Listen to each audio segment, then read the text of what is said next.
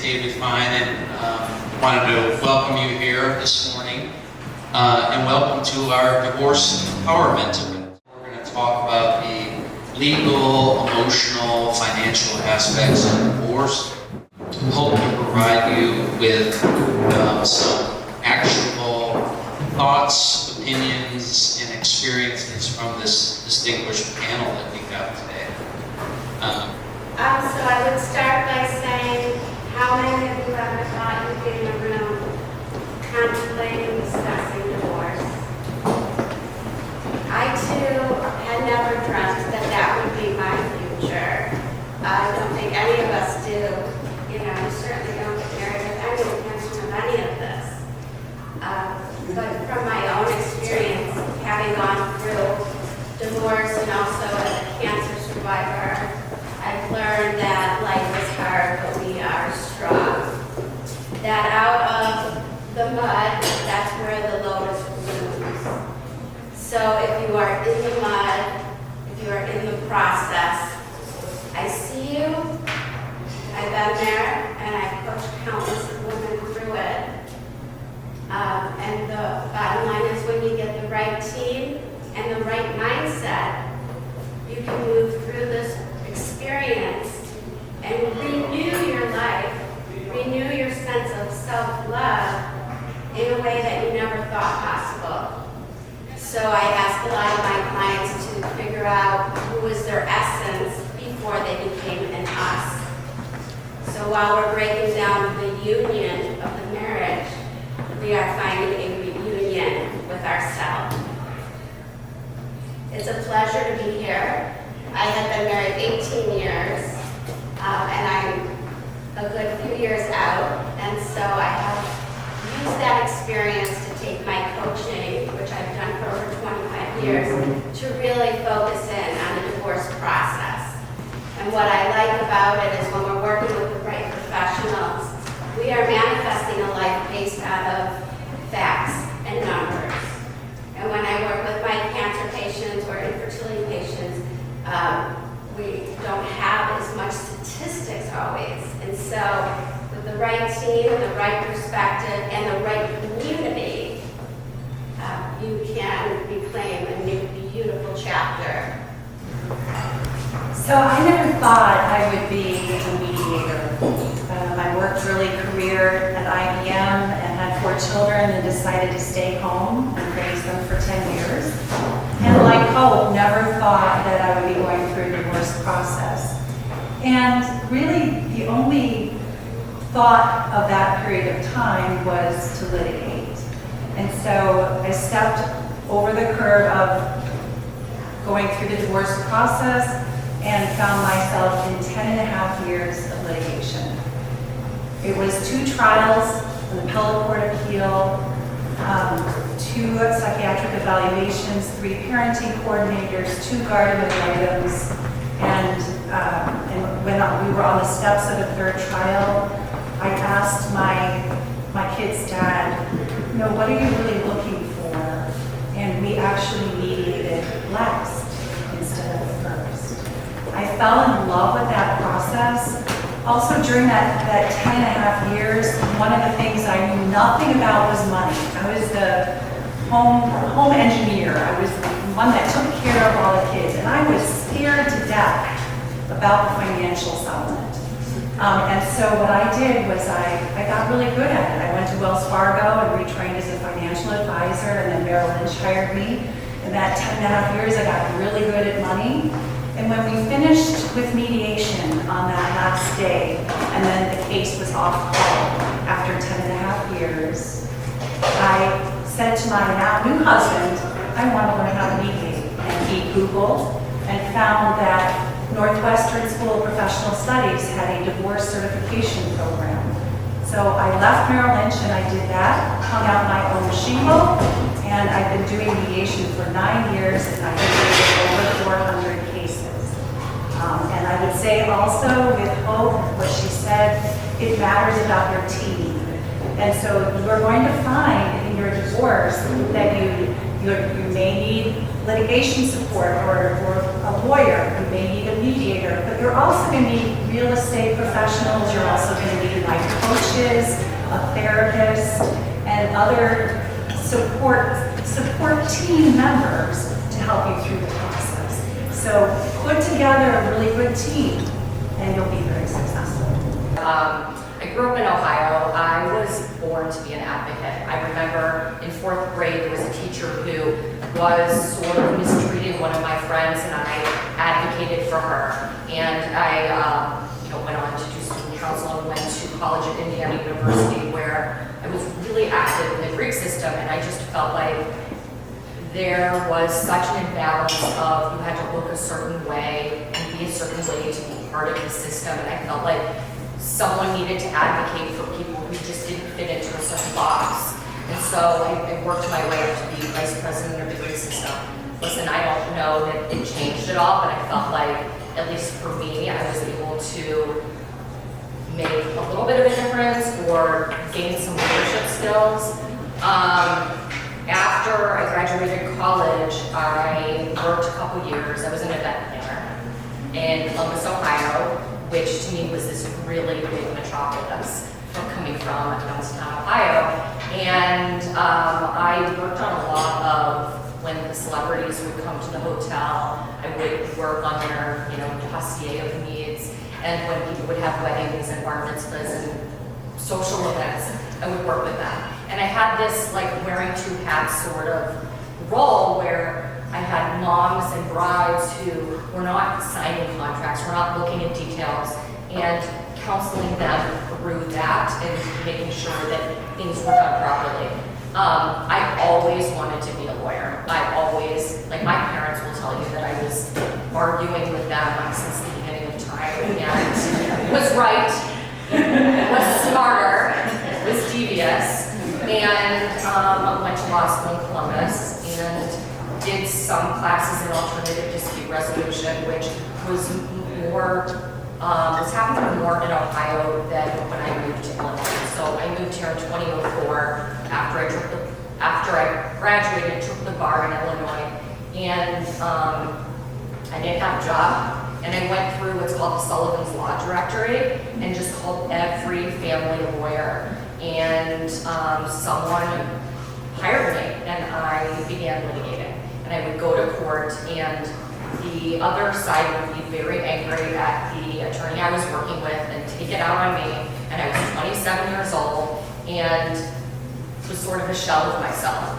And then I transitioned to another firm where it was a woman partner and 2 other women associates, and I learned how to practice law. Fast forward, we're taught to litigate in law school. We're taught to here are the facts, here is the law, this is what we want to argue to the judge. And as my career evolved and I made some connections with various professionals, one being my current law partner, I realized there's a better way to do this. If you have the skill set, you can wear both hats. So I can go in and litigate and I can argue, but truly I don't believe that families should be in court. The judges do not know or care about your child's specific eating needs, for instance, and they don't have the patience. And you don't know if the judge woke up on the wrong side of the bed and you look like their ex-wife or you never know what you're up against. Or if a judge, you just had your law partner screaming at him 10 minutes ago on the opposite side of the case. So I transitioned my practice to Bierman, where I do half litigation if I need to, and I do alternative dispute resolution. And I just really think that having the communication and sitting down and the person that you trusted most, you can't trust anymore, transitioning and working to the next step with the right professionals is really, really important. So I just want to thank Hope and Sharon for inviting me to be part of this. This has been a joy planning. I appreciate it.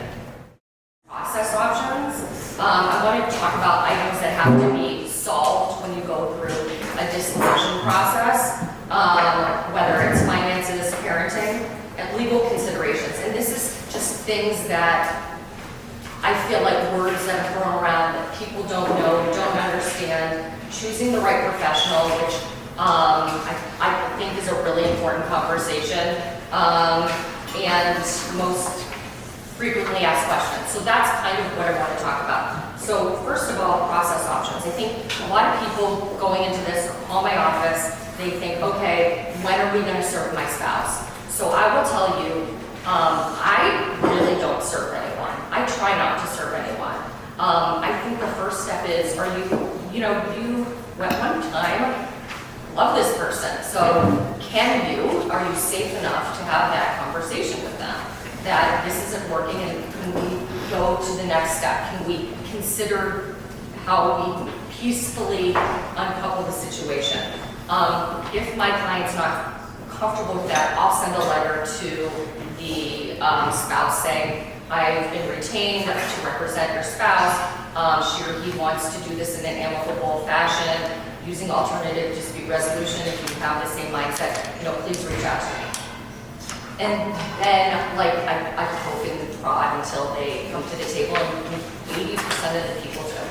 So, do I serve people? No. And then they get an attorney, and the attorney calls me and says, Candace, I look forward to working with you. How do you want to do this? And I said, well, why don't we, talk about mediation? Why don't we talk about sitting down at a table together? And I never serve them. There is not that you've been served by a process server where you're, open the door and there's a man in a, sheriff's outfit, uniform. So I also, litigation, I think people see The War of the Roses, or they saw The Marriage Story with, I think it was Scarlett Johansson. That is when you are not communicating, you file motions, you go to court, and a judge who may or may not have ever practiced in family law, may have been a former state's attorney, may have been a former public defender, makes decisions for your family. And it's expensive, you have no control, you have no control about the timing, you have no control about the cost of it, because the extensive preparation for litigation is just a lot of time, and it's a lot of stress, and there's no control. So it is what lawyers are taught to do. Go, argue, and kind of be blinded. And if you don't really think about the different stories and the different possible sides to the story, you can really be disappointed.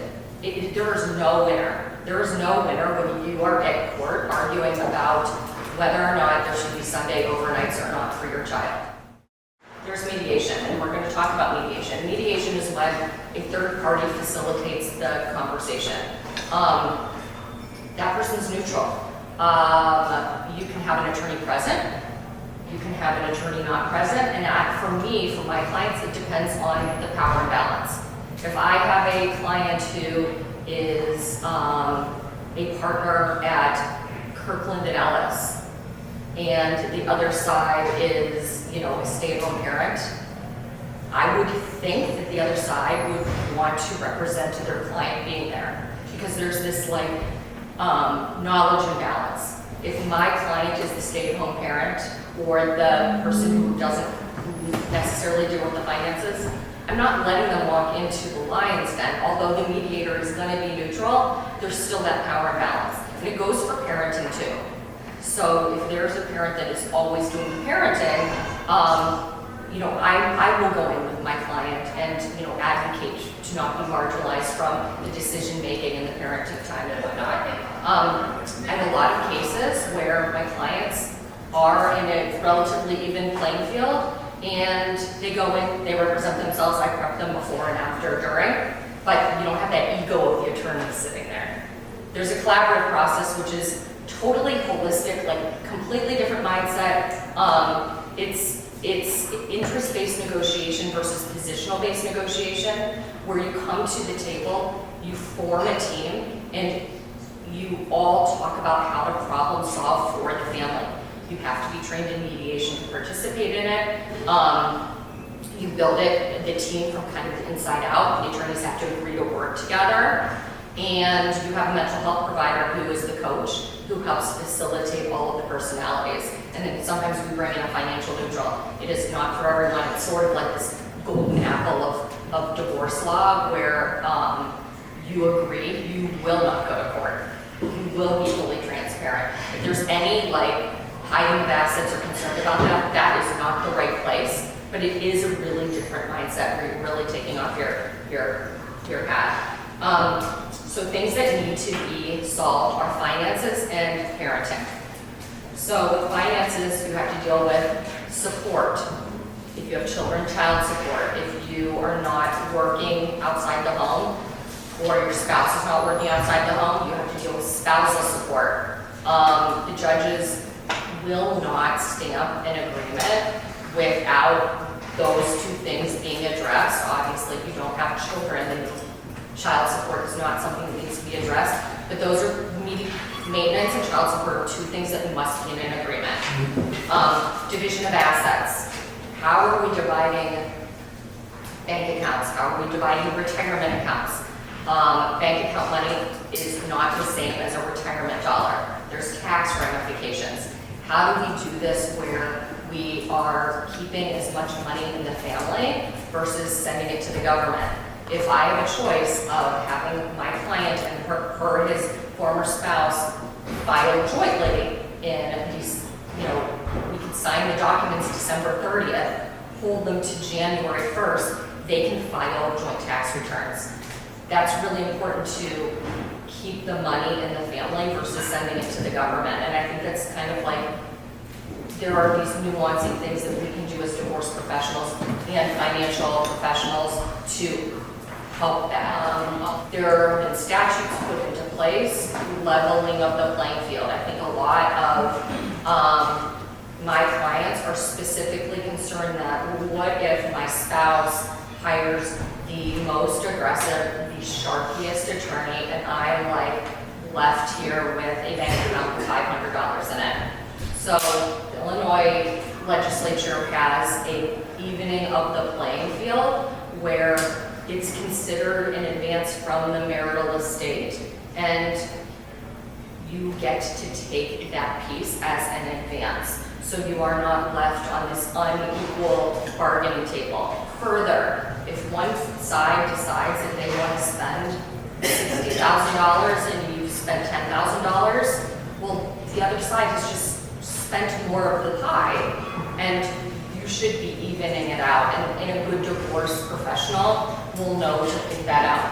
And a good divorce professional will also, in my opinion, not quibble over $12,000 versus $14,000, because that conversation just evens it out right there. So it's really getting the right advice, asking the right questions, and being part of the team, you being a member of the pinnacle member of the team.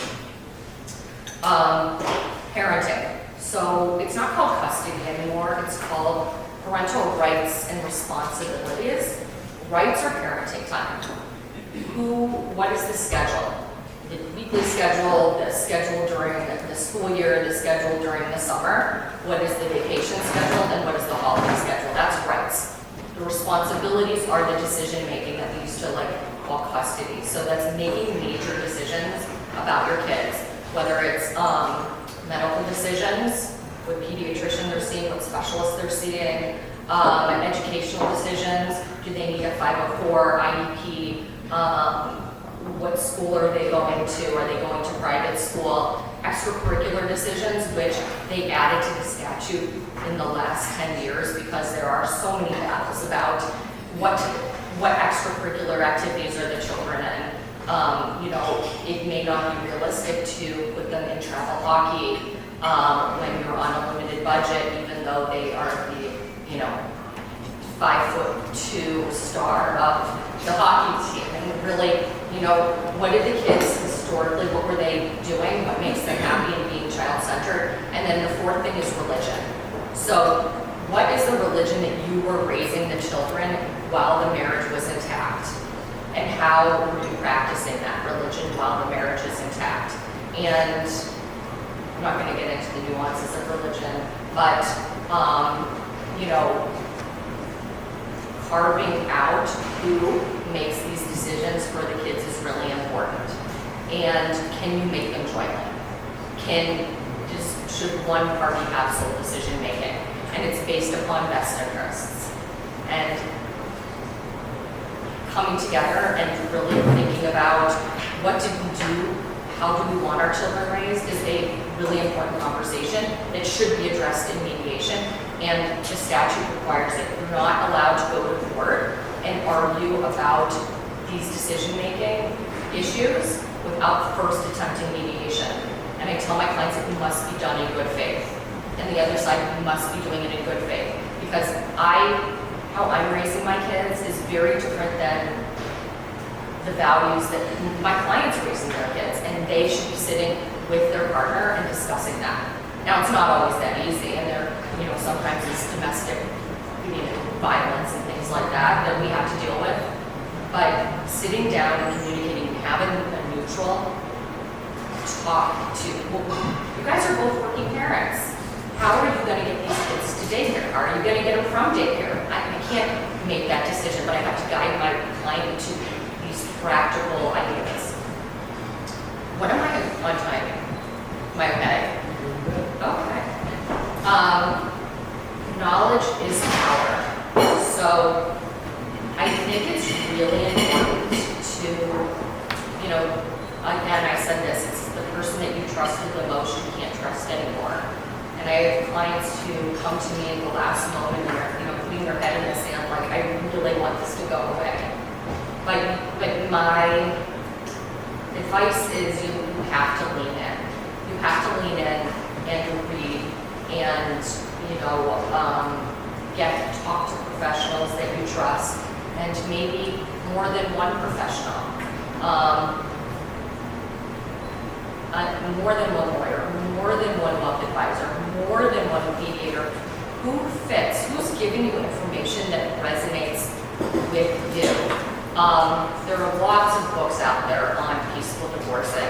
There are lots of books out there on personality disorders and the big narcissist word. There are lots of them, but really knowing how you are going to lean in and take control and pick your battles is super important. And reading your emails. I have clients who do not read my emails. Yes. So, good time to ask a question? Yes. All right, how do current professionals in my life fit in with the routine? I have a therapist, my children are therapists, I have a financial advisor, how do they fit in? That's a brilliant question. So I'm going to tell you, for instance, yesterday, my client had done a waiver for her therapist, and I checked in with her therapist. So obviously there's confidentiality between a therapist and a patient. And there's confidentiality with me, I have attorney-client privilege. A therapist isn't going to speak to me unless there's a waiver. So there was a waiver, and I asked my client to do one because I just felt like we needed to address things in therapy. And I can speak really openly to my client's therapist, and we work on things like maybe don't have her, work with her on sending me emails on Tuesdays and Fridays, not 7 emails every single day, because I will address it, but the attorney's fees are like this, and we can consolidate it, and it's more economical. We're working on other things, and this particular conversation, there's a guardian ad litem who's appointed to look at the children's best interests. I wanted to talk to the therapist on, yes, you should speak to the guardian ad litem, but she does not have confidentiality, so be very guarded on the diagnosis and the really confidential things, because that will be open if you say, and so we talked about that. So I like to work with the professionals. If you have a trusted financial advisor, bring them in, because sometimes what they learn in their continuing education things are maybe a little off. If you have an estate planning attorney, bring them in. So, no, I have lots of professionals in my toolbox, but like, if you have someone that you trust, your counsel should be welcoming them. How would the financial advisor engage in balanced way? Right now, my financial advisor is aware of my concerns with my marriage. She doesn't feel comfortable talking about what could be decided. She said, you're not there, he's not here, we can't talk about that. So do they come and represent both of us, or is that something you work out through the process? So, if you have a financial advisor that works with both the husband and the wife, and that person is trusted by both of you, and the husband and the wife and the wife, whatever, have two attorneys that have a nice collegial relationship, I love getting on a conference call with everyone. It doesn't, and it kind of goes to the beginning of my conversation, it doesn't need to be adversarial. Like, I have plenty of attorneys on the other side that I call when I have a question about the law, and they call me, and we cross the referral. Like, I'll get a phone call, my cousin's going through a dissolution, I'm not representing them, will you represent them? So my closest confidants are other attorneys, and I think that that is really something that is so important in a case, is who are the two representatives? And I have people who say, will you give my spouse names? I will give a bunch of names of people that I have a nice working relationship with, whether or not they're going to trust that and believe that that is, like, they're not in my back pocket is one thing, but good professionals advocate, but also advocate for the family. So ideally, everyone's on the phone call. Ideally, you're still working with the same professional, you're doing the same thing. But of course, I have clients who are like, I don't trust his, uncle who's our financial advisor, I need a different one. Then we transition. It's like attorneys, there's so many good professionals, there's so many good wealth advisors, there's lots, but it has to be the right fit. And if you feel like, your gut feels like, then go with your gut. But I think getting everyone on the phone, hearing the same thing at the same time is phenomenal. Why I love mediation, because you're sitting in the same room with a neutral person, hearing it.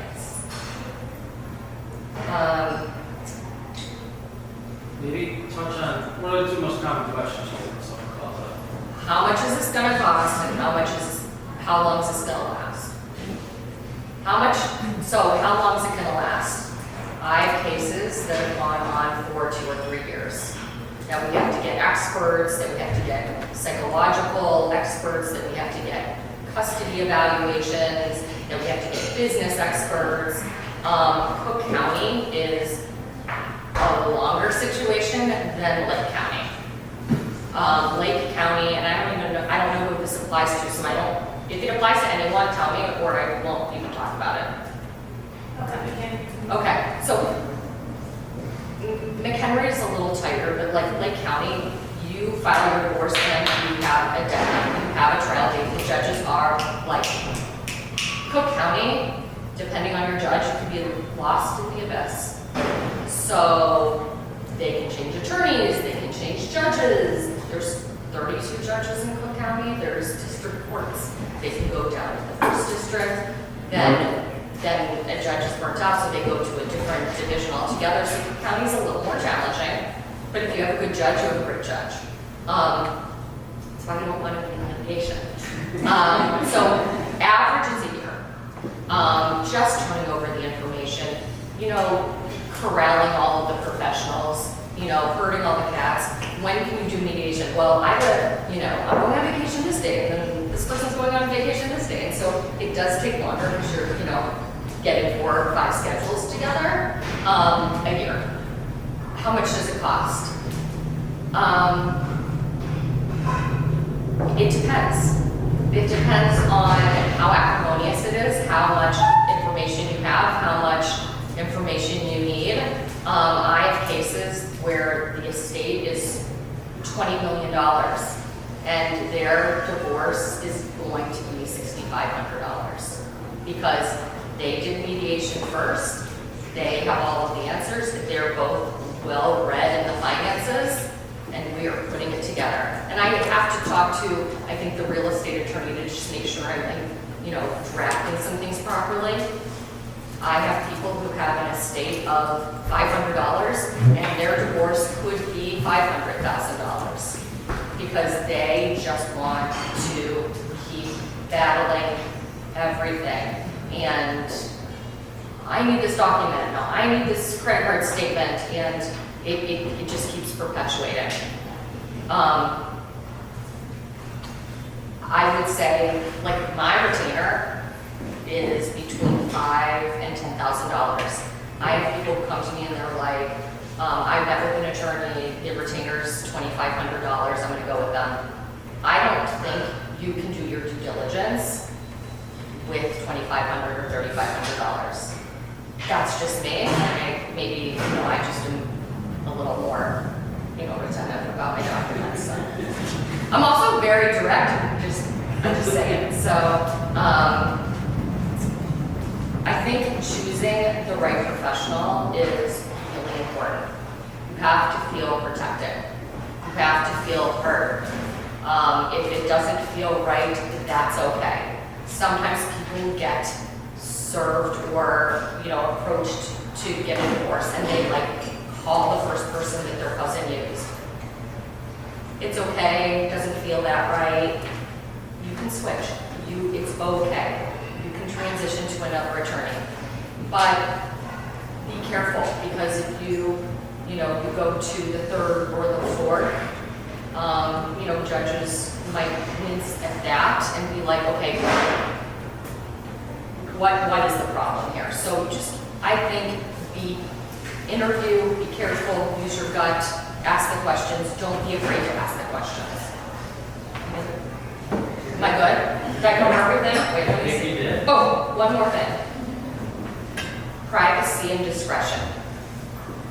What I like about out-of-court mediation, collaborative, alternative dispute resolution is the privacy.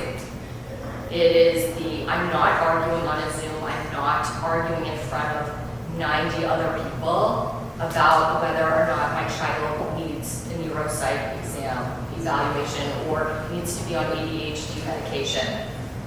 This is personal. I'm not arguing where my next door neighbor can see the Zoom, or they're friends with this person and they report documents that lay out maybe my mental health issues.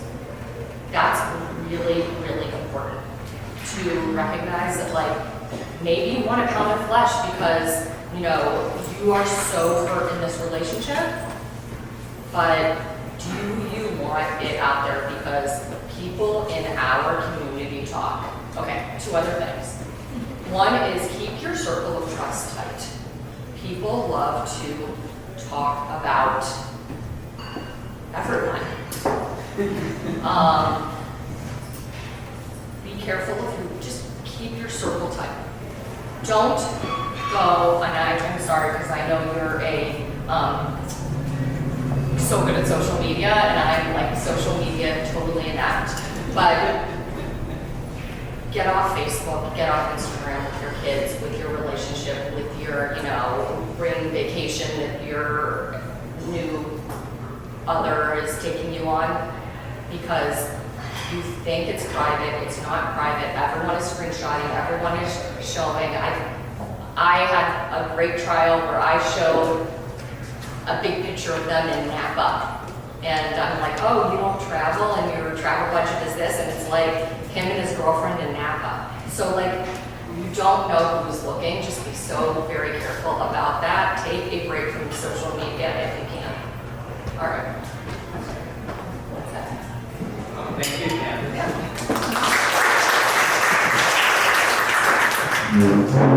So we're going to transition as opposed. I want to make sure we have enough time. So I was going to have both Sharon and Hope react to Candace's presentation, but I think they can do it within the context of their own remarks and vice versa. So All right, you've heard about sort of the legal aspect and the unbelievable overview of the process in a very quick way, but there was a lot of great information in there from Candace. Now we're going to transition to Sharon, and she's going to talk about one of the options that Candace discussed, mediation, because that's where Sharon and I practice. Sharon had, as you heard earlier, a story of being in litigation for a very long time. So she could speak to the benefits of that. So she's going to talk about parenting issues and family issues and finances, which are really the critical areas of divorce, whether it is litigation or litigation. So with that, I will turn it over to Sharon, and she's going to start about maybe addressing what for many people is the most important thing in a divorce is, how's this going to impact the children, if you have children. Right, thank you so much for your comments, Candace, and thank you, partner. We work every case together, we love it. Mediation and litigation are two different animals, and they both have a certain flow to them. So you'll see in your brochure, there is a flow chart for the way litigation works. If you flip it over, you'll see the way mediation works. And it'll give you an idea of where we start in mediation, which is focused on the children first. So the number one question we get when people come into mediation is, what kind of impact will this have on my children? And also, sometimes it's, how do I tell my children, right? And so in mediation, we always start with a parenting agreement as described by Candace, with the parenting decisions, education, health, religion, extracurricular. We talk about the process of mediation being transparent and honest, and if there's a dispute, you can always come back to mediation instead of going to the court. We talk about the parenting time. It's the regular parenting time, your extended breaks, your holidays, both secular and religious, and how you're going to communicate with each other and how you're going to transport your children to and from school. Now, in a litigated situation, I have firsthand experience with 4 children that they all experienced anxiety and depression and suicidal ideation at one time or another and were hospitalized. My youngest child, in 10.5 years of litigation, was sent out to Utah by the court for 3 years to Wilderness Residential Treatment and Therapeutic Boarding School. So the most important thing I can just tell you guys is divorce has an impact on the kids too. They're supposed to just go to school, that's their job. They just want to know where they're going to lay their head at night, which pillow they're going to lay their head on. So the most that you can do is find support for them during the process and try to really have an open and honest conversation and a consistent message to them that this divorce is not their fault. This is not about them, but making them feel comfortable.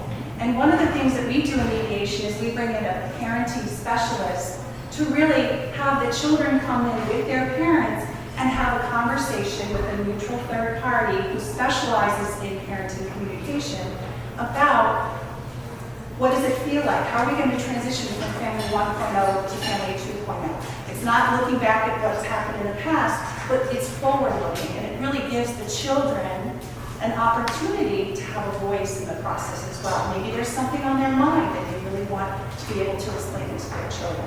So that's part of the mediation process that we do, is including someone who specializes in parenting communication. So do any of you have any questions about the parenting piece and the importance of it? Maybe talk about, how do you tell your kids? Oh.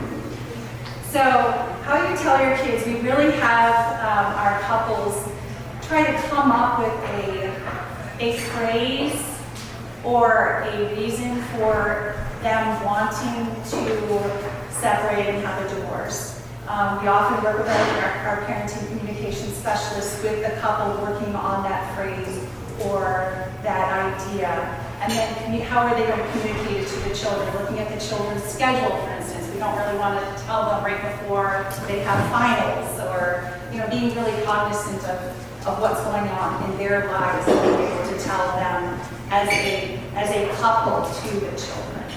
So that's, it really helps the kids feel much more secure and supported, and it gives a sense of, this is still a family, right?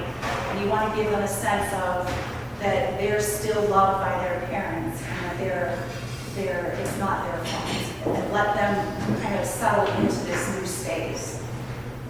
So, Sharon, yeah, other question. yeah. What's the age of majority in Illinois, and how does it affect if kids reach the age of majority during the process? Well, that's more of a legal question, but go ahead. It's 18.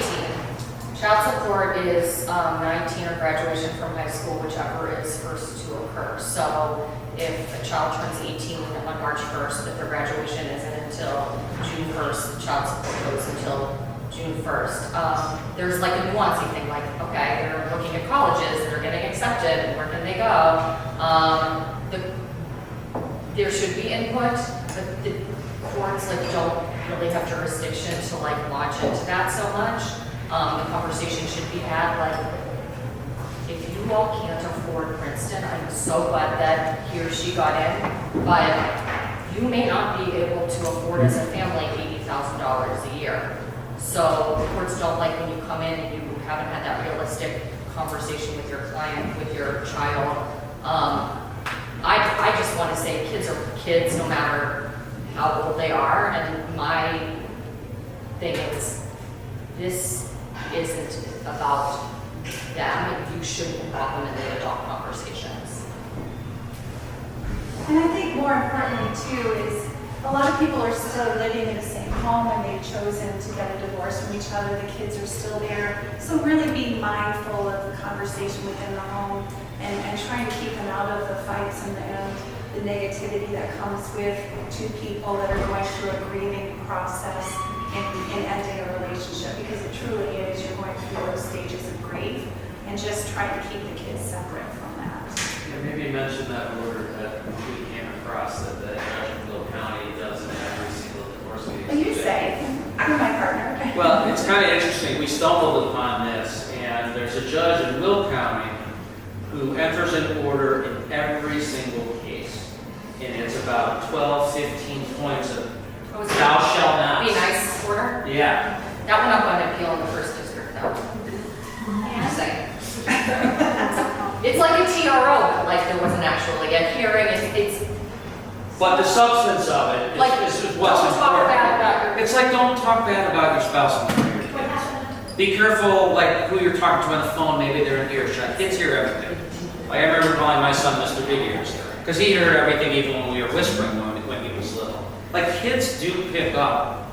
And, you know, if you want to stay kid-focused, you know, you don't want to alienate. Maybe as angry as you are, you don't want to alienate them from one parent. You don't want to kind of involve them indirectly in this dispute that's going on. Keep that separate and apart. And they're great lessons that we handed out to every client when they come in the door, and it's just say, you know, we're going to ask you to abide by this, and we think it's important that you sort of live this, and it may not feel, you know, you're going to have to fight that urge, but again, if you want to stay child-focused and child-centered, it's really. And it's kind of sad that you have to put it in an order, like, don't drink Correct. alcohol to excess when you have the children. Don't drink alcohol to excess when you're driving the children. Don't beat the children. Don't threaten the children. Don't videotape your spouse when they're dropping off the children and taunt them. Or put a video camera in a laundry basket and taunt them. Like, it's sad that we have to put that in an order, but And the truth is, we can only control ourselves, right? So, all of that being said, what your ex is doing is something that we have to learn to separate from. How do we put our anger and our resentment, how do we digest it and find forgiveness? Not that you're going to exchange in that drama, but perhaps to have compassion for where that they sit and know that that is a temper or rage that you have nothing to do with. You need to step out. And so how are you going to be the one to play the big hand, to be the role model, to keep your thoughts and your words to yourself and to your coach or your therapist? And how are you going to be able to be at basketball game together, at the hand-up, at the birthday parties. And that's what I work a lot with, is understanding that you can only control yourself and how to be accept and know who the who our ex is going to be in the face of all that and be prepared for that. We're going to transition now, talking a little bit about the finances. And Right. so, what advice can you share, Sharon, about this, difficult, challenging topic that is a, key part of any divorce process? Well, I think in most relationships, one person or the other is stronger in finance. So we have to make sure we catch the other person up so that they understand the decisions that need to be made that are in front of them. The number one question I get is, am I going to be okay? Am I going to be able to afford living a separate life? Because now you're taking two households, one household, and you're splitting it in two, right? So the resources are much different. So the first thing is be empowered to just have the conversation with a financial advisor or certified divorce financial analyst and learn about what you're looking at. Don't be afraid of it. I mean, I remember looking at, a 401k plan statement the very first time, and I'm like, I don't know. I didn't know what it was about. I didn't know about restricted stock, things that are much more complicated because I was raising the kids, right? So the first thing I would do, and I would recommend, is just gather as many financial documents as you can. And ask whoever you're working with to start developing a marital balance sheet on the front end. The marital balance sheet is really what you own and what you own, right? It's your bank stuff, it's your investment stuff, it's your house, your cars, your retirement, life insurance, and credit cards. It's that kind of stuff. So start to put it all on one sheet so you can see it right in front of you. And in mediation, we do that with our clients. We start with a marital balance sheet. Then there's the other part of finances is, am I going to be okay? Can I afford? What can I afford? So we also look at income and expenses. So your income being whatever wage income there is, spousal maintenance and child support, and we look at expenses. You have your health insurance, you have your living expenses, and things like that. And we map all of that out to see how much do you need to make up in the difference if it is necessary, or what to ask for. So being really just open to not being afraid, right? And just to really ask questions. No question is a dumb question. Just really understand that. So really developing a realistic budget. There are a lot of nuances to money, whether something's taxable or not taxable. So really learn about those nuances. And sometimes people will substitute a retirement plan for a house value. And those are two very different, in my world, we call them asset classes, but two very different things. They're taxed differently, they're looked at differently. Beyond, one of the biggest issues these days is, can I afford to keep my home? We have a great interest rate. Interest rates are not going anywhere anytime soon. They're not lowering. The house is in both of our names. We have a joint mortgage. So really working with real estate professionals, mortgage professionals, or financial professional to determine what your best options are. And mediation is very creative. It's not a requirement to sell the house. We do very creative solutions about keeping the house for a while, having milestones in the future, keeping people on the mortgage for a while, and doing different things like assumptions and equity buyouts. Those are all big words, but we get the right professionals in the room to help you with mediation. Let's see. Some of the other advice that I would give is using coaches and mental health professionals and not only attorneys for emotional support.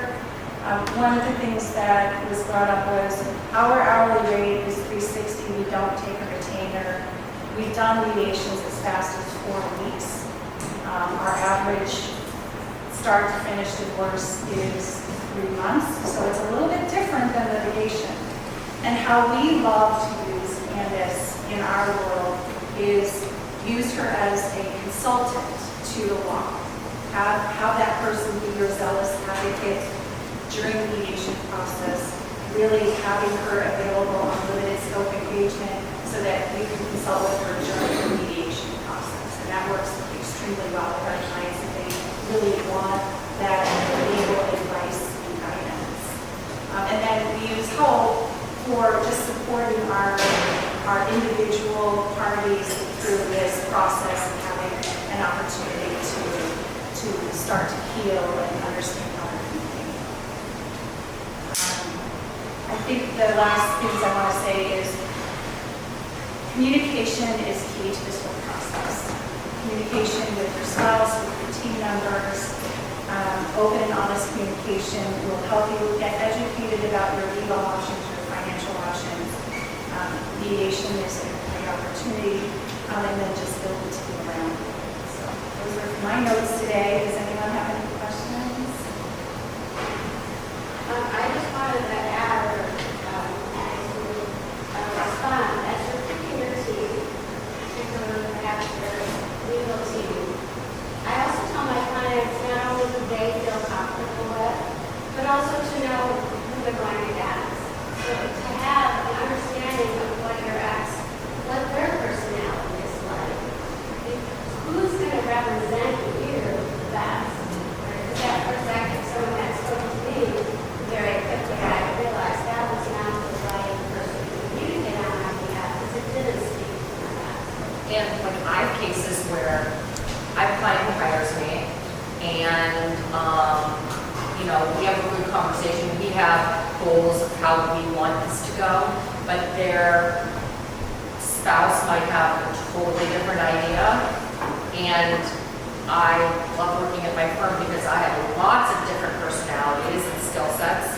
I have partners who live to go to court and litigate, and so I bring them right in and, you know, transition that. But, you know, having in and outside of your company the tools and professionals that, you know, can help, it's not a bad thing. It's really building your village.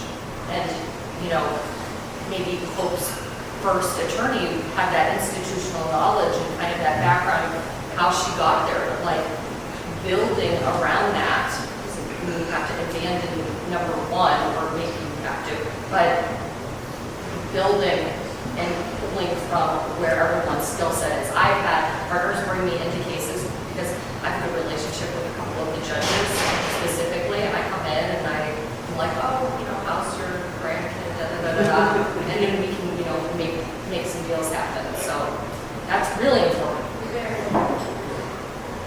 That's great. Well, thank you, Sharon, for offering your wisdom to us. All right, our final segment we're going to transition to is sort of the emotional resilience and self-care, which is extremely important. It may not seem possible when you're going through this, but Hope has dedicated her career to trying to help educate people and help them through that. So Hope, take it away. Yeah. So I began my career after I got a master's in organizational psychology, helping the C-suite, CEOs and COOs through mergers and acquisitions and startups. And I used that, 25 years ago, I used that experience because I do engage my clients, women that are going through or considering to be the CEO of their own divorce, to become the CEO of their own life.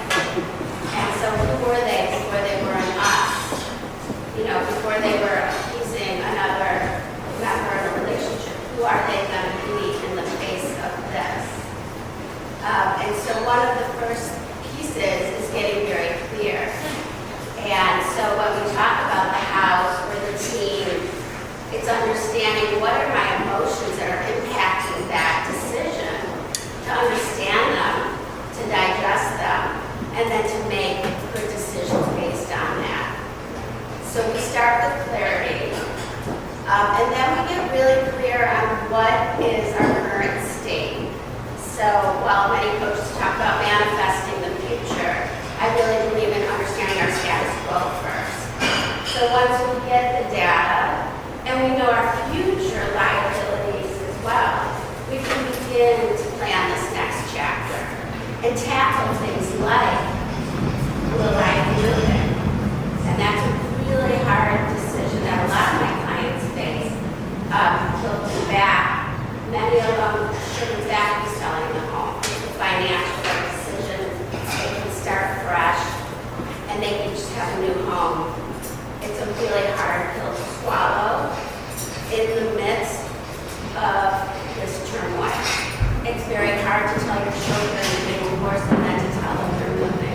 but I'm here to say after working with countless people, that sometimes that is the right decision.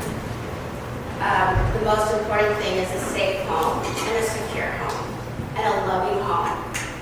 And each and every one of you that are here deciding if this is the way you're going to be moving forward, or you're exiting the doors and starting a new life, or you're a professional in the industry, you need to understand the turmoil that comes with these big decisions.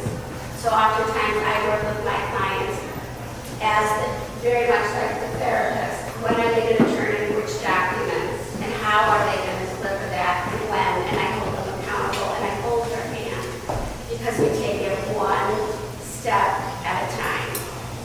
A lot of clients, when you're in this experience, which is one of the hardest experiences in life, and I'm a cancer survivor, I have my baby through a surrogate, I've been through a lot of hardship in my life, and divorce is certainly one of the hardest. And it is a release if you are in a relationship that is not allowing you to be your best. Many of us will go into a fight, or a flight, or a fawn position. And the fawn happens a lot where you break down. It may look like you can't get off the couch or out of bed, or can't stop crying. And to acknowledge that experience and to hold their hand and help them be seen, so we take it one step at a time. When you get married, often we will dream of perhaps, your dream was a little different, but a white picket fence, right, with a safe, loving partner inside. But we're creating a new fantasy, and now you're building it from scratch by yourself, and you're doing it brick by brick with the professionals that you trust, with the right data, and then with a coach or with a therapist, or if you have a great support system of friends, to decide who you're going to be in the face of that, to look at the data and make a decision. What financial restrictions do I want? What's worth it for me? And to live consciously. And so the process is very similar to how I have worked with C-suite going through change. As we start to identify our current state, we understand where is there room for improvement, where can I educate, where can I get the right team support, and then who do I want to be in the face of it. And in your packets, I left a wheel. It's called the Wheel of Life. And in Life Coaching, we often talk about what aspects of your life are not fitting, are not going to, you might have your finances in are good shape, but your relationship and communication are off. Your body, your health, your home. Pick up the big buckets of your life and decide where do we have opportunities for improvement, and how are we going to get you there. And the most important thing is to first get really centered and know who we are. And what is our value proposition? Just like a company would have a value statement. What is going to be the driving force for you through this change, through this merger, and through this new startup for people? And as we choose decisions like what kind of home will you have? What kind of college will you support? How are you going to communicate with your ex? Are you going to have holidays or birthdays, yes or not? Who are you going to be when you sit next to them at a birthday party? Those are all decisions that we can work through before you face them, before the moment, so you can be prepared. And oftentimes, that comes with the healing. And the healing is so incredibly important, and it's a process. And like I said, when I started, nobody chose this. We never got married with the intention of a divorce. How do we heal from that? How do we let go of the dream we had with this person, with this life, as being a mother, a wife? How do we let go of that role? And how do we then use that experience to decide who we're going to be when we go to the table in mediation?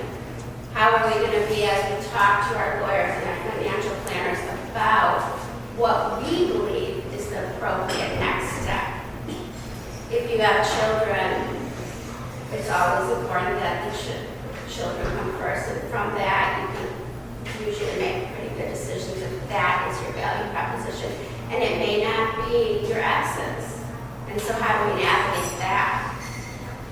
So I use various tools to help with mindfulness, to help with communication strategy, to help create boundaries in all aspects of your life.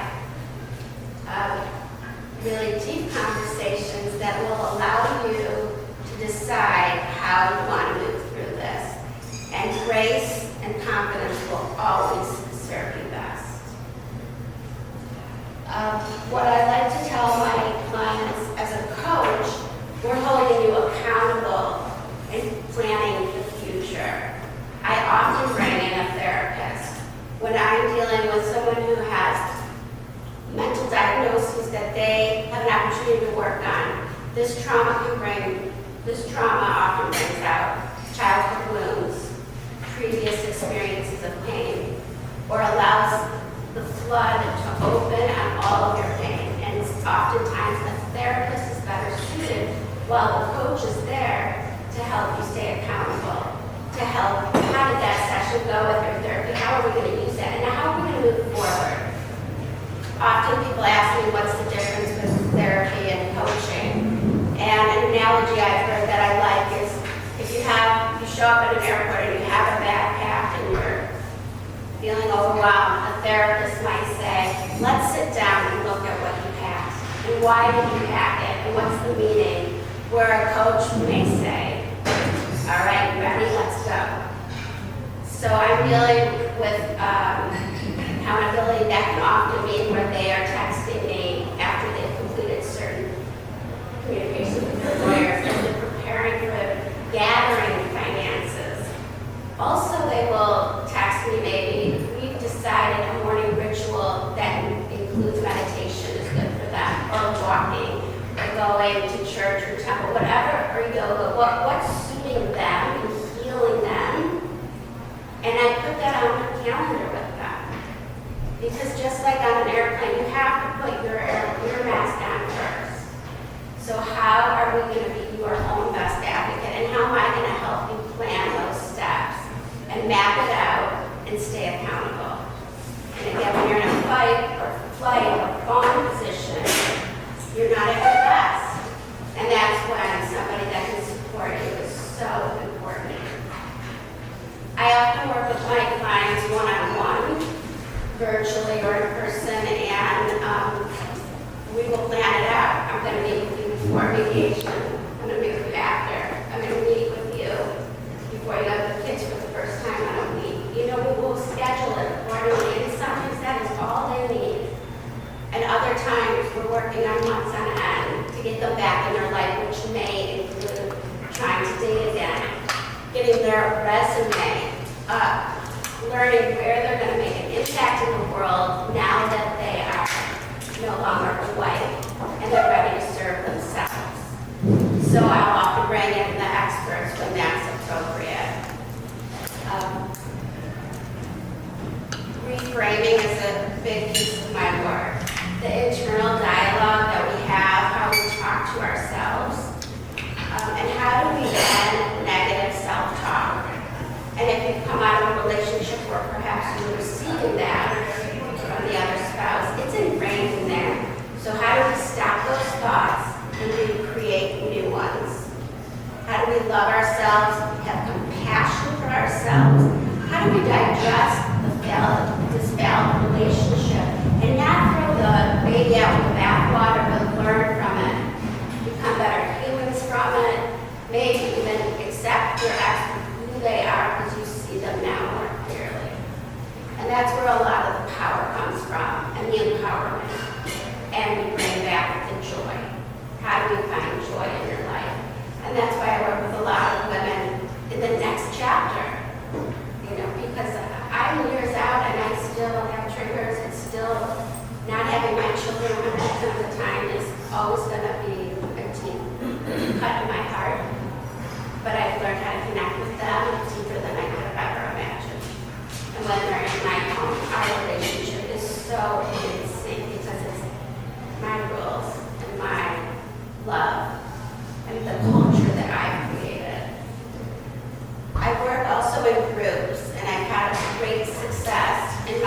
small virtual groups. We only have about 6 at max.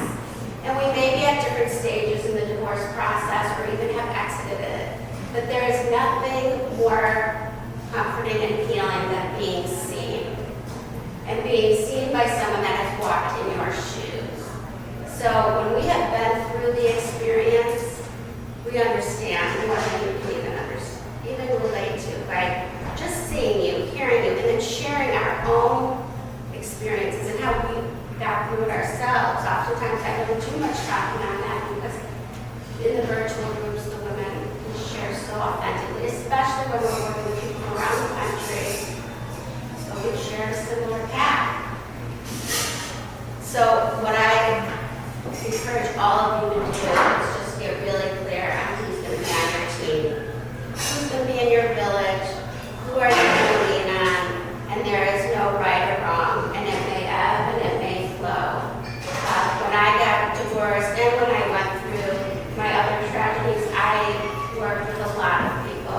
I worked with a variety of coaches, therapists, healers, my rabbi, friends, support system, and at different points in my life, I found different nuggets that have served me.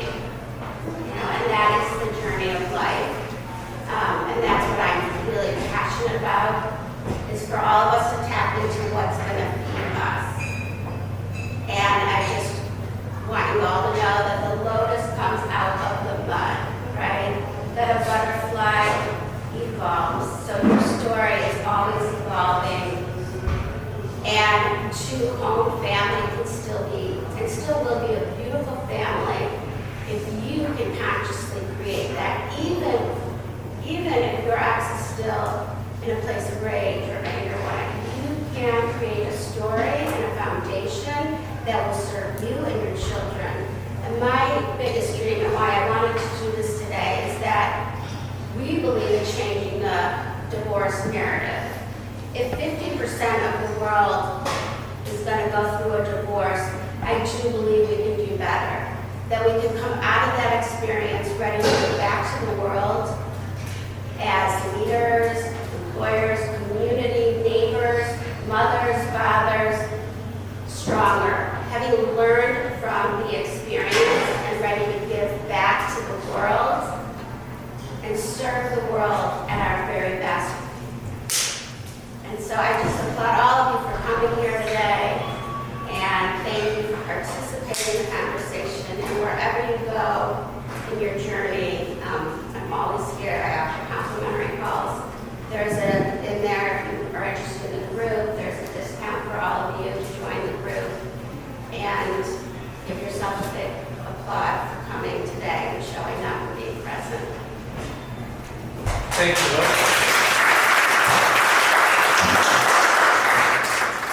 All right, we got some great questions here. Feel free to shout them out if you have more questions or the answers maybe lead to further questions. But I'll take the first one. This is probably for Candace or Sharon. Is there due diligence or valuations in a family business that you can do ahead of time to prepare for divorce? So regarding business valuations, we do refer out to a business valuation specialist that works in the field and is also very familiar with the divorce process. So in order to jump ahead and get that, it takes a little while for a business valuation to be completed. So certainly getting started on that sooner than later so that you can fill in that part of the balance sheet to determine the value of it and how it's going to look, the overall picture of the marriage settlement. So jumping in ahead of that would be a good idea. In Illinois, what is the most common asset division, spousal maintenance arrangement in couples with more rigid division of labor income imbalance? So Illinois has guidelines for maintenance and for child support. And generally it is when you're dealing with the combined income of $500,000. Above that, it's outside of the guidelines, so you're supposed to look at needs. But If it's 600, if it's 650, if it's 700, of course, it's easier for a judge to just use the statutory framework. There are things that do come into play. It isn't just numbers. I mean, maintenance isn't just an unforegone conclusion because there's a disparity. There could be non-marital assets, there could be non-marital income, there could be passive income. So generally speaking, we have the statute to give us a guideline. If you want to deviate from the guideline, you have to put specific reasons in your divorce decree for a judge to, they don't generally rubber stamp things. They think, you know, a framework, going to mediation, having a conversation, having creative counsel and professionals. You know, there's cases that say paying the mortgage directly can be seen as and for maintenance and child support. Because if you think about it, writing a check to the person might not be as palatable as sending it directly to U.S. Bank. So yeah, it's $2,000 one way or another, but it's also reframing. It's the optics and have a non-marital estate of $14 million. Is it fair to divide the house, which is maybe the only marital asset, on a 50-50 basis? It may not be, because what the judges, what the courts want, what our legislature wants is like some equality, some parity. So yes, 50-50 makes the conversation easy. If I have two spouses and they both make $200,000 and they both share, you know, caretaking functions with the kids, and they have been married for 20 years and it's all marital and have, you know, retirement assets, it's a 50-50 case. Doesn't that make it a lot easier? But we are in a political division state because people don't generally walk into my office with like the exact same facts of the other one and who has given up their possible career for caretaking functions. That is part of the statute. It is like, there's no value you can put on someone who spends 20 hours a day caring for the children and keeping the house intact when the other spouse earns $300,000 and isn't around. And listen, this isn't just a male is the breadwinner, female is the caretaker. If lots of clients who the women are the executive, and that's a whole other line of complexity that I rely on coaches like Hope to unravel, because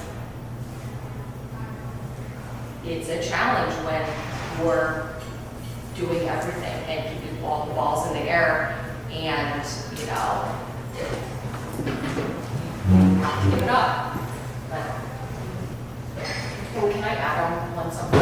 Yes. So I think people think that the judge cares.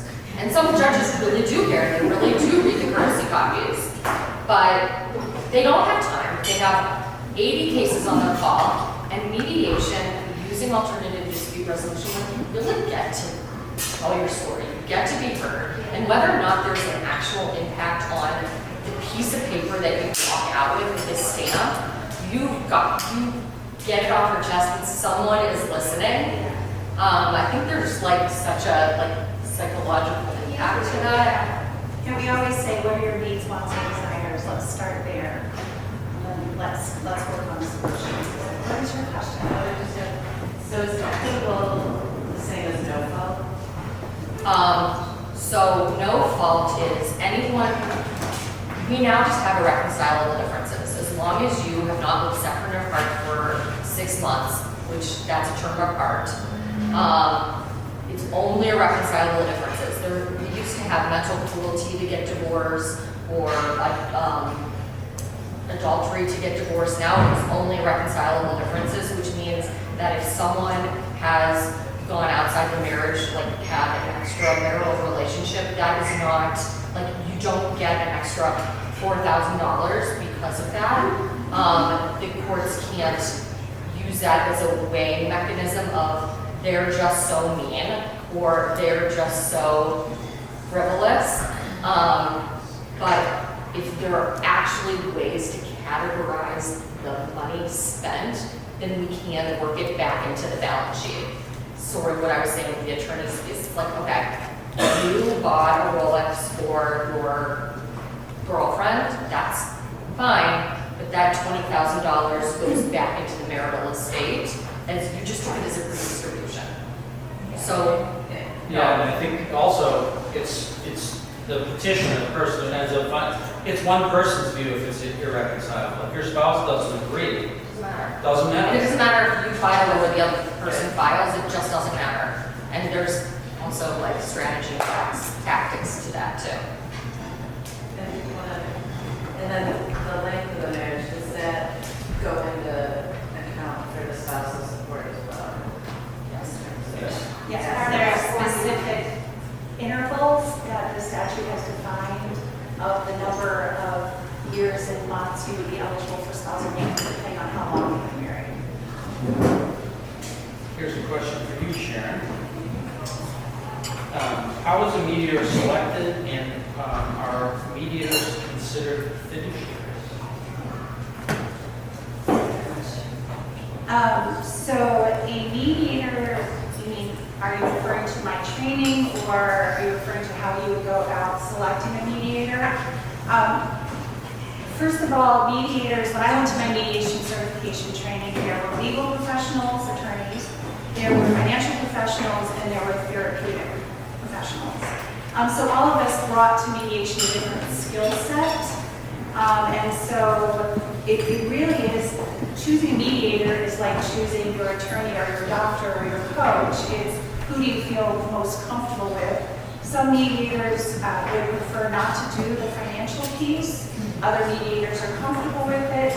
As far as being a fiduciary, I know that in the wealth management world, being responsible and being sitting on the same side of the table as my client, but as a mediator, we're third-party neutral, so we're not in favor of either client. We're acting as someone who is helping sort of that in-between space of the two clients. We can't represent either one, we're third-party neutrals.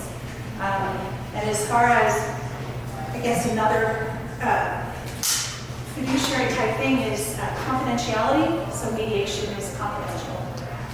And so whatever is discussed in the room stays in the room, and we hold all the information involved with it.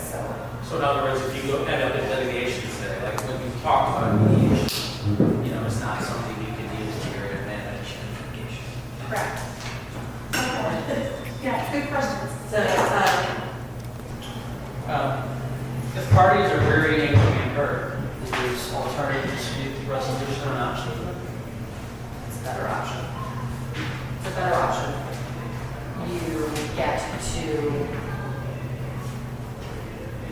really choose the pacing better. You get to emote. You get to have those private meetings. I think it's a better process. You're not going to be heard in a courtroom. The judges have this amount of time. Next case, I'm done with you. That's the question. Who is involved in the interest-based negotiation? So positional-based negotiation is like, I think that the house is worth $500,000. Well, I think the house is worth $400,000. Positional-based negotiation is like, okay, it's worth $450,000. Okay. Well, an interest-based negotiation is like what Sharon was talking about with the interest rates. I just had an interest-based negotiation yesterday where mom wants to stay in the house, doesn't want to refi for 3 years. So I did a back of the envelope calculation. I'm like, okay, her interest rate is 2.9. If it goes up to 7.5, that's been double her mortgage. So I took $2,200 times 3 years, and that was $79,800. I said to, we're mediating that case, I said to the mediator, she can stay in the house, or my client will be fine with her staying in the house without immediately refi, but upon refi, we are asking for $50,000. $50,000. So that's kind of like, I think, an interest-based negotiation, where you're kind of like coming up with solutions that she gets the interest rate, he gets some value for having his name on the mortgage, and if you have a good financial wealth manager, that person will tell you, why do you want to pay Wells Fargo, no offense to Wells Fargo, but, or, you know, whatever mortgage holder, why do you want to pay Wells Fargo the $79,000 when you could pay your spouse who's going to contribute to college $50,000? So, we're waiting on an answer on that. Any other questions that the audience has? We have lots of food, so. Yes. And then if you want to take a bouquet of flowers, please feel free. Thank you all for coming.